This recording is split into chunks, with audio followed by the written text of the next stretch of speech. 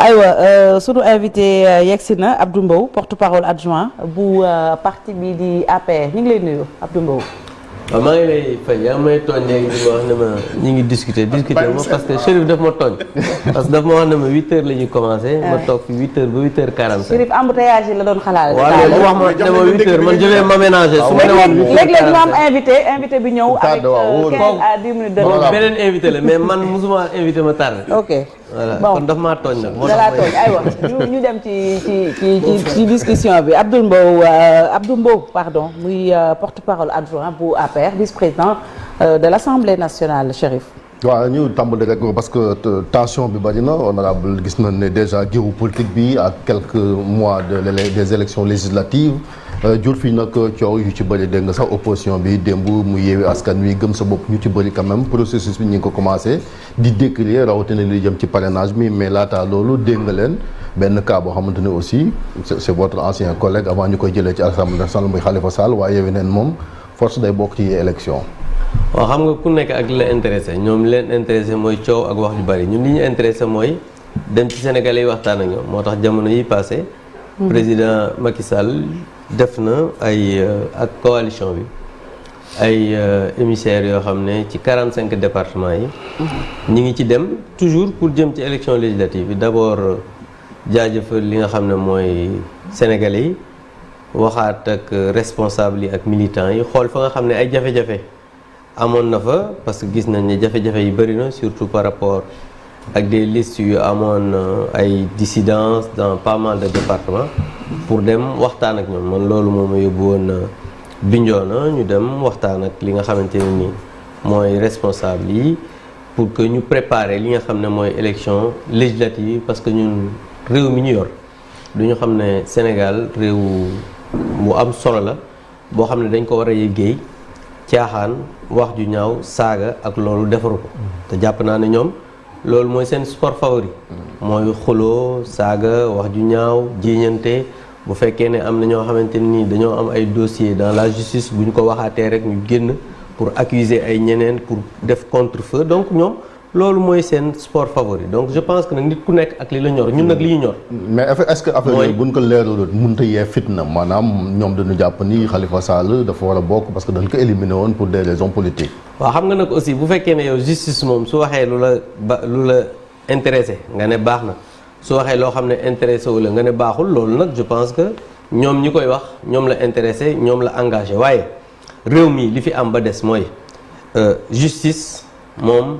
dafi mus a nekk avant ñun tey ak suba loolu mooy li nga xamante ni moo am parce que ñoom ci seen bopp chaque jour nga gis ñu ne dem nañ justice maa ngi lay jox rek exemple boo xamante ni sénégalais war nañ ci jàngat xam ne ñii ay caaxaankat lañ bi ñu demee ci listu élection yi ñoom ñu dem ñu invalider seeni liste dañoo daw ci justice daal di indi kii ma dégg Déthié Fall mu yor làmmiñam daan ne waaw gis nga justice bi li mu def nangam justice moom baax na boobu parce que li mu def arrangé na leen tey jii justice def na leneen wala mi ngi def leneen ñu ne non justice bi dañ ko ngemb dañ ko nangam ba je pense que nañu bàyyi caaxaan gis nga Sénégal du réewu caaxaan te sénégalais ci boppam xam nañ ci réewu caaxaan parce que gis nañ ay kilifa yoo xam ne génn nañ fi def fi ay déclaration yoo xamante ni man du ma ci wax parce que réseaux sociaux yi ñu ngi koy régler parce que léegi moom ku fi wax loo xamante ne nii neex sudul noonu la xale yi ci boppam ñoo koy régler seen bopp te aujourd'hui les citoyens sont en train de régler ça. mais Abdou quand même Sénégal dafa am histoire surtout en matière d'élection et cetera maanaam consensus la doon demee gis nga sax ñi ngi fa doon wax code Kéba Mbaye bi même si président bi mu ñëwee yéen assemblée nationale révisé waat ngeen code électoral ba justement mu fi indi woon coow li nga xam ne moo fi am ba ci ay affaire parrainage est-ce que jotul tey lii ñu teg ko ci table waxtaan mais parce que c'est des hommes politiques responsables xam nga waxtaan ñaar koy def waxtaan ay nit ñu am bonne foi ñoom ñoo koy def waxtaan ay nit ñoo xam ne bëgg nañ dëgg ñoom ñoo koy def waxtaan ay ñoo xamante ni xam nañ dëgg ñoo koy def waxtaan ñoo xamante ni bëgg nañ réew mi ñoom ñoo koy def loolu moom mooy mbir mi aujourd'hui le président Macky Sall kenn mënul wax ne c'est pas un homme de consensus kenn mënul wax ne c'est pas un homme de dialogue kenn mënul wax ne nit bëgg na jàmm la preuve barki Dembo Ndiaye yaa ngi gis la direction des élections li ñu wax dañu même dàq waxtaan bi parce que dañu bëgg ñépp ñëw bokk li nga xamante ni moom la ñuy waxtaane aujourd'hui le code électoral bii nga xamante ni moom la ñu am mais code électoral bi waxtaana ko indi Chérif man assemblée nationale la nekk depuis pratiquement 10 ans lii nga xamante ni moom mooy fichier électoral bi mais waxtaan moom moo tax tey jii ñu am fichier électoral parce que je vous rappelle pour l'histoire parce que sànq da nga ne Sénégal am na histoire te histoire baax na ñu koy fàttaliku. dañu ñëw code électoral ñu ne dañuy changer fichier électoral bi. ñu ne fichier électoral bi opposition bi ñoom Decroix ñoom Omar Sarr à l'époque ñoo nekkoon dans l'opposition jóg daan ne kenn du ko changer parce que révision bi waruñu def nangam loi bi ñëw assemblée nationale. ñoom ñu contesté ko daan ne lii du am mais président de la république retiré loi bi. recevoir leen waxtaan ak ñoom. ba pare ñu ne d'accord ne bu fekkee fichier bi. egg na 5 millions mën nañ ko demee élection mais loolu waxtaan moom moo tax. et je pense que c'est ce fichier là qu'on est en train aujourd'hui d'utiliser beneen bi moom mooy. dégg nga fi avant élection yi parce que ñoom dañuy yuuxu rek. parce que loolu moom mooy seen sport favori. ñu naan fichier bi baaxul fichier bi nangam nañ dem audit fichier bi moom lay permettre de gagner les grandes villes waa fichier boobu baaxul. Chérif. ñii nañu bàyyi. Ablaye mais Abdou parrainage bi. décision cour de justice de la CEDEAO est-ce que dañ ciy sëgg rek bàyyi mu jàll parce que li mu wax aussi. def naa mën nañ ko waxtaanee. mu ne comme Sénégal am na lu toll ci 300 partis politiques. fichier bi ci 6 millions yi mu toll soo ko diviser par 300 yi. il faudrait ñu nekk ci situation ku nekk war a mën a am parrainage. bokk la ki nga xam ne nag wuti na ke amul. donc dañoo war a wàccee waat plancher bi nga xam ne nii foofu la toll loolu est-ce que mën nañu ko dégg aussi. waaw xam nga loo gis rek mën nañ ko dégg mën ci waxtaan mais aussi CEDEAO bu waxee aussi y a des réalités yu am Sénégal yaa ngi wax 300 partis politiques mais yow ci sa bopp xam nga ne 300 partis politiques yooyu sans fonctionner wuñ ci donc loolu mooy am donc je pense que bu fekkee ne Sénégal def na benn jàngat def diagnostic boo xamante ni mën na wax ne CEDEAO li mu wax dëppoowul ak li nga xamante ni ñun suñu yoon noonu lay fonctionner par rapport ak li nga xamante ne moo parti politique yi am mën nañu am des réaménagements yoo xam maintenant li ci des nag mooy waxtaan mën na am parce que aujourd'hui les élections jotagul donc war nañ mën a waxtaan mais xam nga li ma mënul nangu mooy wëy lii lañ war a def parce que lii lañ war a def saaga justice saaga magistrat loolu Ablaye mënu ma ko nangu mais waxtaan bi nga wax moi je suis d'accord mais Abdou que war na mën a am waxtaan bi naka lay demee comme que hostilité yi tàmbali na est-ce que quand même dina yomb ngeen toog autour d'une table jéem a trouver solution non hostilité tàmbaliwul ñun defa nee naa la ñu ngi ci terrain bi ñoom kay ñoo commencé di saaga rek parce que loolu la ñu mën moom mooy seen sport favori xam nga dégg naa man Aïda Mbodj muy wax ak yeneen parce que Aïda Mbodj bugguma sax jox parce que jigéen la jox naa ko cër mais dafa am loo xamante ni su fekkee ne noonu ngay fonctionner ci politique dafa am noo war a waxee parce que tey doo ko jàngal politique non du ma ko jàngal politique mais man aussi du sama royukaay ci politique parce que je pense que ni muy fonctionner man du ma fonctionner noonu parce que nekk dans des coalitions yoo xamante ni tey nga nekk fii suus baa nga nekk fee ñëw ne bàyyi ma nekk elle est toujours dans l'opposition elle est très constante elle a choisi d'être dans l'opposition waaw mais elle a choisi d'être dans l'opposition mais loolu dafa am lu ko jiitu parce que ba am na loo xamante nii su fekkee fëgg nga ko fëgg doxul da bàyyi leen ma def nii nekk toog nekk na du ma dugg ci ay détails parce que am na loo xam bëgguma ci dugg parce que moom mi ngi may seetaan donc non du ma ci dugg parce que je pense que lu ñuy tardeel la en tout cas li am ba des mooy Chérif Sénégal réew ay responsable ñoo ko yor ay kilifa ñoo ko yor te jàpp naa ne bu fekkee da nga bëgg responsabilité dans un pays da nga war a am taxawaay boo xamante ni nii bu fekkee ne wax nga loo xamante ni nii tey war naa jëmale askan bi kanam sénégalais yi ci boppam ñoom ñoo juge mais yow aussi député nga da ngay voté ay loi xam nga Sénégal signé ay convention communautaire muy CEDEAO à travers cour de justice de la CEDEAO am na lu wax ci parrainage bi nee na day violer sax droit ou libre participation à des élections loolu dañ ko war a jëfee parce que ci Mali bi CEDEAO condamné Mali Sénégal daf ko jëfee ku tëj frontière yi waaw mais xam nga Chérif yaa ngi may wax waxu da ngay voté loi effectivement damay voté ay loi mais ay loi aussi bu ñu ko voté dafa am yeneen loi yoo xamante ni dañ ko voté feneen ba pare application des lois c'est pas nit ñi souvent non attends c'est pas toutes les conventions ñoo sut loi yi nekk Sénégal parce que aussi dafa am loo xamante ni loi am na loi organique am na loi constitutionnelle am na loi yoo xamante ni peut-être c'est des non attends les traités internationaux pour mu entrer en vigueur dañ naan traité international bi pour mu rentrer en vigueur il faut que 23 3 wala 4 wala 5 wala 6 nombre de pays ratifié ko loolu aussi je pense que il faut le dire mais souvent les gens dañuy wax loo xam ne xamuñu ci dara loolu bëri na ci réew mi non dama ne bëri na ci réew mi parce que souvent da ngay dégg ay nit ñuy wax ci yoon di wax ci droit te xamuñu dara ci li ñuy wax soo ko xoolee ba ci biir ñoom xamuñu sax lan mooy traité lan mooy convention kañ la war a entrer en vigueur kañ la war a kañ lañ ko war a appliquer souvent les gens là ils ne le maîtrisent pas et je pense que aujourd'hui balaa ngay wax ci dara da nga koy teg ci dara daan ne man kat lii ma wax fii ak fii ak fii laa ko wax dafa mel ne par exemple les gens de la société civile aujourd'hui mais am na ñoo xamante ni tey boo xoolee pratiquement société civile tey amatul pratiquement Sénégal parce que ñi nga xamante ni ñi ngi wax société civile yëpp ñi ngi dans des coalitions de l'opposition presque tous ñi nga xam ne ñi ngi doon wax naan ay opposants lañ ak ay ñoo xam ne ñi ngi làqatu ci diine tey ñoom ñëpp déclaré nañ seen candidature moo tax gis nga nit looy def rek na doon dëgg parce que tôt ou tard da ngay feeñ parce que ñun non waxuma waxul sàmm jikko yeeg keneen ak keneen parce que je pense que ku ci nekk xam nga wax naa fii keroog ne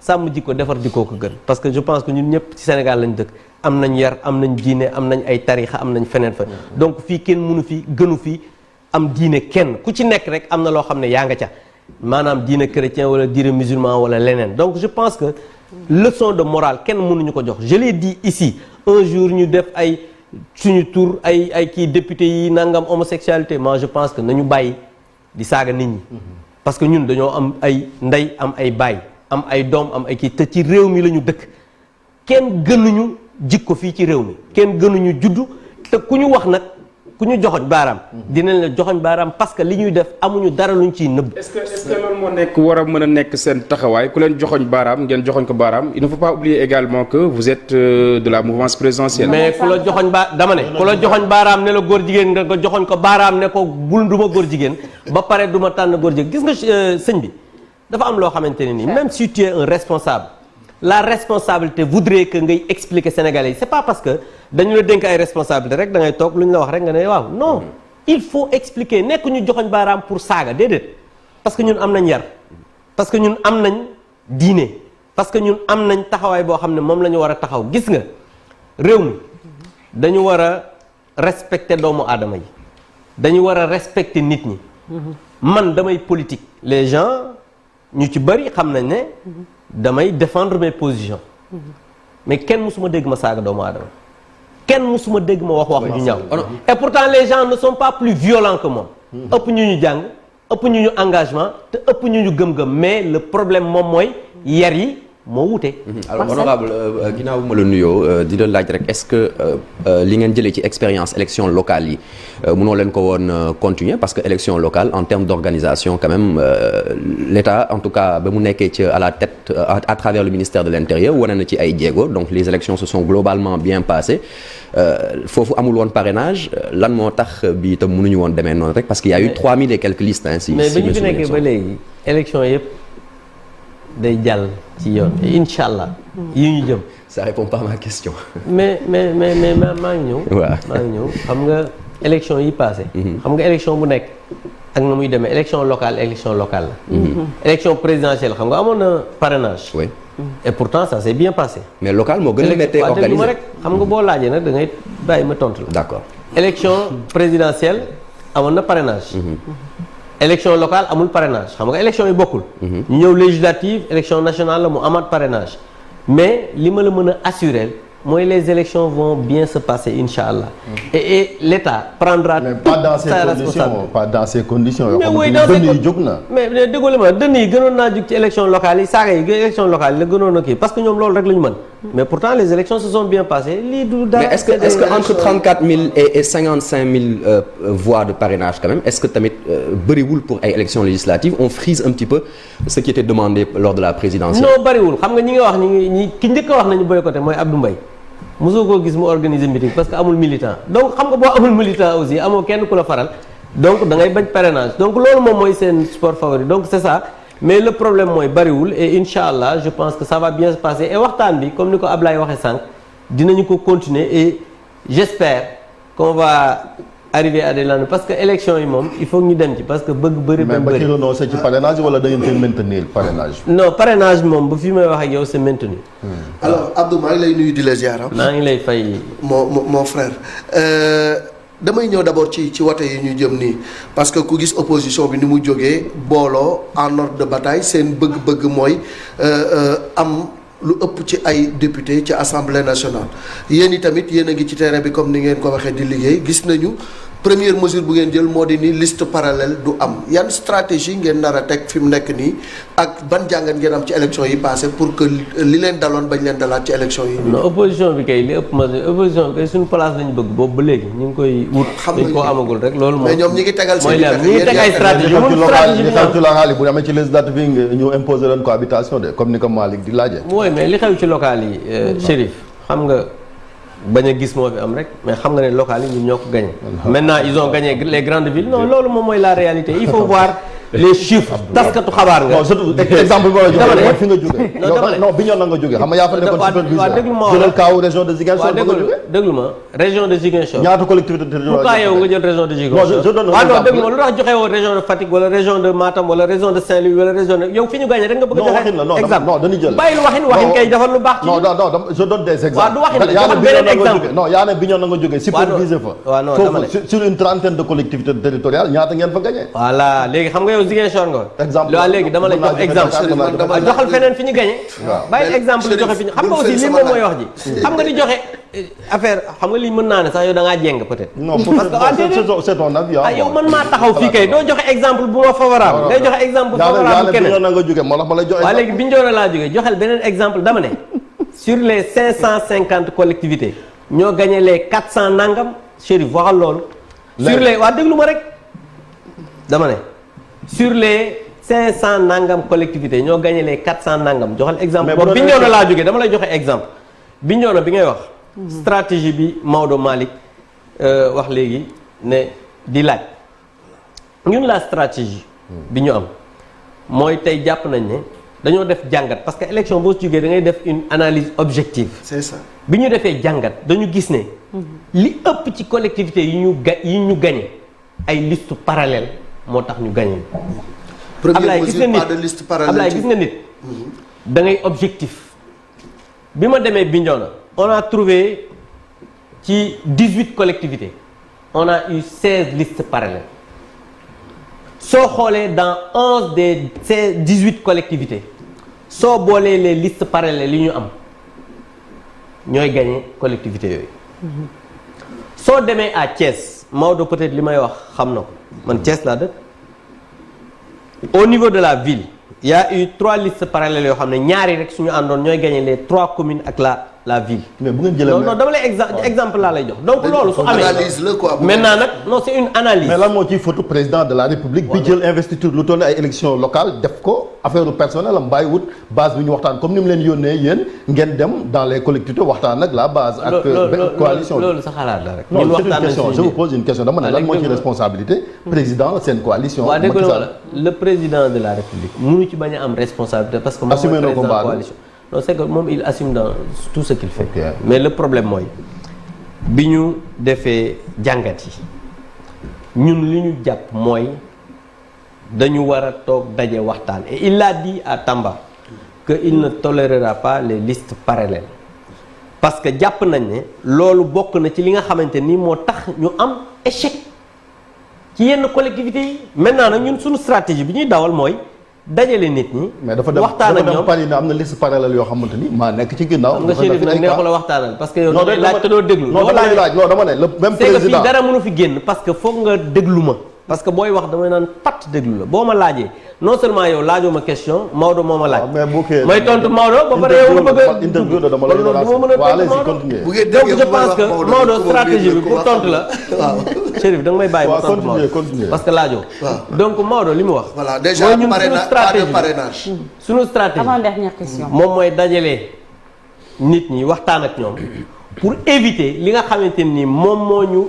dal ci yenn collectivités yi au niveau des élections locales mu bañ ñu dal au niveau des législatives ñu am dem en rang serré pour mun a am une majorité maintenant cela n'enlève en rien que nous respectons l'opposition parce que xam nañ ne Sénégal am na une opposition qui est en train de s'organiser aussi ñun on est en train de s'organiser et jàpp nañ ne élection législative yi suñu stratégie bu doxee dinañu am une majorité confortable à l'Assemblée nationale. et ci loolu la ñuy dox. majorité boobu nag dernière question ka war a jiite liste ba tamit jur na fi coow mooy gis nga ko sànq sax xam naa war nga seetaan rubrique bi ci Marcel def concernant le poste de premier ministre. yéen Assemblée nationale. yéen a voté waat encore une fois li nga xamante moo ko indiwaat boobu ba léegi ñi ngi xaar njiitu réew mi. daf na woon après élection locale yi gis nga sax débat bi ci am entre juristes fi mu toll nii daanaka vide moo am sur le plan institutionnel. waaw non xam nga nag aussi et après élection locale yi ba léegi ñu ngi ci après élection locale yi donc comme moom moo war a nommer premier ministre nañ ko xaar rek maintenant nag comme ni ma la waxee rek xam nga mbir moom bu amee ku nekk war nga ci mën nga ci wax sa xalaat mais aujourd'hui le président de la République nommera un premier ministre quand je ne sais pas. lu fi jaroon procédure d'urgence alors. waaw loolu nag je pense que moom mi nga xamante ni moom moo laajoon procédure d'urgence à partir du gouvernement peut-être bis boo amee occasion nga gis ko boo ko laajee dina la tontu en tout cas ñun li ñu ci waroon def. mooy en tant que parlementaire. ba mu ñëwee lañ ca war a liggéey nañ ko maintenant par rapport lu ko jar nag. mais daf na woon aussi li tax mu nekk président en exercice de l'Union africaine. bokk na ci parce que charge am ak agenda diplomatique am mooy ko. léegi yéen waa APR am na ñu naan sax nañ xaar ba après les législatives est-ce que loolu yenu na maanaam. man nag bokkuma ci ñooñu ñi nga xamante ni ci laa bokk daal moom mooy ñi nga xam ne ñi ngi xaar pour mu nommer premier ministre. très bien président tournée yi muy def ñu bëri jàpp nañ ni dafa commencé campagne gis nañu tamit forum yi muy def di waxtaan ak ndaw ñi. loolu ndax day wane ni dafa am lajj ci ñi nga xam ne ñoom lañ dénkoon wutum xëyum ndaw ñi ak i tamit lu jëm ci wàllu rek gérer la jeunesse de manière générale. non mais loolu du lajj parce que gis nga booy yor réew aussi. il faut que ngay xool jamono bi ni muy doxee ngay adapté wu par rapport à ça parce que aujourd'hui gis nañ ne les médias yi nga xamante ni ñi ngi véhiculer les informations kese doyatul pour véhiculer li nga xamante ni moom nga bëgg a wax ak ndaw ñi et je pense que loolu. il ne faut pas oublier que après chaque événement lay amal lu ni mel bu ñuy xool mois de mars bi ñu weesu émeutes yi fi amoon taxoon na mu jokkoo woon ak ndaw ñi. ñu jugewaat ci élection locales yi itam mu jokkoowaat ak ndaw ñi ndax taxoo lu ñu jugee loo xamante ni. mais loolu nemmeeku ci na ci ak. loolu mooy la dynamique loolu mooy dynamique gu kilifa gis nga kilifa da nga war di jàngat ci lu am. li bon rek daaw lajj bu ñu nemmeeku wala. non du lajj xam nga loolu mooy lan. moom mooy di defarwaat parce que xam nga seen plateau bii xam naa ne bu mel woon nii. parce que chaque fois bu jamono amee dara am da ngeen di xool lu ngeen koy soppee parce que àdduna moo demee noonu gis nga lu xew da ngay toog nga jàngat ci nga avancé pour que la nga xamante ni moom nga nekkoon am lu ci gën te président de la République il ne peut pas rester depuis 2012 di doxale rek na mu doon doxale parce que jamono nag day dox te buy dox da ngay dox ànd ak moom. lu bu ñaar de laay si waa Thiès nga damay bañ a wax nitu Thiès ndax loolu xale yi dañ koy fowee ci leneen. seen ànd ak président Idrissa Seck est-ce que am na plus-value finalement ci bu ñu gisee résultat local yi nga xam ne nii moom ngeen génnee foofu à Thiès. bon am na plus-value parce que au moins am na tey jii ñu àndul woon ànd maintenant am na aussi ay gàllankoor ça il faut l'accepter. gàllankoor yi ma am ci la ñu nekk nii pour jooyanti ko parce que comme ni ko li ñu ko waxee léegi mooy bu mbir amee da ngay def un diagnostic xool la nga xamante ni moom moo tax loola am. te loolu nag am na loo xam ne ñu ngi ko ciy jàngat. am na luñ ci xam am na loo xam ne ñu ngi koy seetaat di ko gëstu. donc loolu je pense que ñi ngi nekk di ko def et je pense que. ci élection législative yi ñuy jëm. je pense que dinañ xam ne jàngat yi am na solo parce que je rappelle que le département de Thiès reste encore. dans Benno Bokk Yaakaar parce que sur les 16 collectivités sur les 13 collectivités soo xoolee pratiquement les 9 Benno Bokk Yaakaar moo ko gagné donc ce qui veut dire on reste encore majoritaire et jàngat bi nga xam ne moom la ñu war a def dans la ville on va le faire pour indi ay corrections pour que la nga xamante nii mooy suñu ànd boobu lañ ci doon séntu ñu mën ko ci am. dernière question ak Chérif. man damay ñëwaat ci poste premier ministre parce que yow ne nga àndoo ci ñi naan sax dañuy xaar ba affaire élection législative. waxuma la ànd na ci dama ne bokkuma ci ñi nga xam ne. est-ce que dafay wund ne kon yàggatul. ah loolu nag xaw ma ci dara li ki ko war a xam rek mooy Macky Sall boo ko gisee rek boo ko laajee dina la. Sonko mi ne dootul demati ci juge d'instruction bi ngir signer li nga xamante ne mooy affaire contrôle judiciaire am bi yow député nga comme. ñi ko war a tontu nañ ko. waxtu bi jot na. ñi ko war a tontu nañ ko. est-ce que ñoo ko war a tontu tamit ñoo ko war a tontu parce que dafa wax ci ñooñu waa justice la ñooñu ñoo ko war a tontu xam nga aussi fii moom. li fi waay def rek am na ka war a wax ak yow dina war a wax jërëjëf Abdou Mbow merci beaucoup Abdou Mbow porte-parole adjoint bu APR Chérif da nga doon jaay pànk waaye yabati nga saa yoo jàkkaarloog Abdou Mbow waaw saa yoo jàkkaarloog Abdou Mbow da ngeen di defante ba dugg ba avocat te li ma ci jaaxal moom Abdoulaye non saa su nekk nii lay ñëwee te li ma si jaaxal moom nee na lancé wut hostilité waaye ko wokk mu xuri la merci beaucoup waaw mais yàlla baax na. aywa ñu dem léegi ci yéen i kaay yu Groupe Futurs Médias